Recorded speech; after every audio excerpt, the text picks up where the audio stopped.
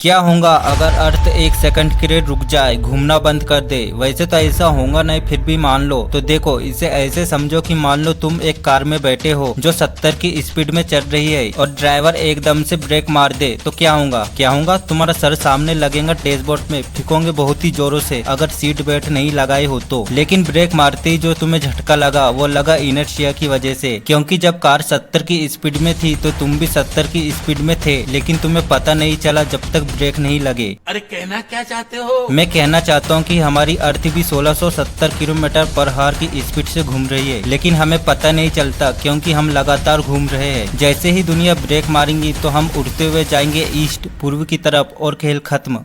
आपको क्या लगता है दुनिया की सबसे लंबी बारिश कब तक चली थी? 10 दिन, 10 महीने या 1 साल? बिल्कुल नहीं, ये बारिश चली थी पूरे 3 सालों तक कंटिन्यू। एक भी दिन के लिए ये बारिश बंद नहीं हुई थी। अमेरिका में एक छोटा सा गांव है होनुमू माकी, जहां कंटिन्यू 881 डेज तक लगातार बारिश हुई थी, सन 1913 से लेकर 1916 तक। और ऐसी एक बारिश और हुई थी अमेरिका के हवाई में, चली तो ये सिर्फ 1 साल ही थी, 1939 से 1914 तक, पूरे 331 दिन। लेकिन ये बारिश इतनी तेज हुई थी और इसकी इंटेंसिटी भी इतनी ज्यादा थी जिसकी वजह से पूरा शहर पानी में डूब गया था। सोनडोंग हमारी अर्थ की सबसे बड़ी गुफा। ये गुफा इतना बड़ा है कि इसमें अपना खुद का पूरा इकोसिस्टम है, यानी कि इसका अपना मौसम है। जैसे आमतौर पे आसमान में बादल बनते हैं, वैसे ही बादल इस गुफा के अंदर भी बनते हैं। इस गुफा के अंदर एक पुराना रेन फॉरेस्ट और एक विशाल अंडरग्राउंड नदी भी है। दोस्तों, यहाँ ट्रांसपेरेंट मछलियों से लेकर रंग बिरंगे बंदरों तक 250 से ज्यादा अनोखे पेड़ पौधे और जानवरों की प्रजातियाँ पाई जाती है। यहाँ पाई जाने वाली पक्षियाँ डायरेक्ट जमीन से उड़ान नहीं भर सकते क्योंकि इनकी टांगे बहुत छोटी और कमजोर होती है। इन्हें उड़ने के लिए ऊंचाई से कूदना पड़ता है। अगर ये कभी जमीन में फंस गए तो इनकी मौत तय होती है। यहाँ पाई जाने वाली मछलियाँ की आंखें नहीं होती है क्योंकि ये पूरी तरह से अंधेरे में रहने के लिए ढल चुकी है और समय के साथ इनकी दूसरी सेंसर्स और भी तेज हो गई। इसी तरह यहाँ पाए जाने वाले छोटे जीव भी नहीं देख सकते। ये गुफा इतना बड़ा है कि इसमें 40 मंजिला इमारत बन सकता है और एक डबल डेकर एयरक्राफ्ट आराम से उड़ सकता है। ये गुफा 9 किलोमीटर लंबा है।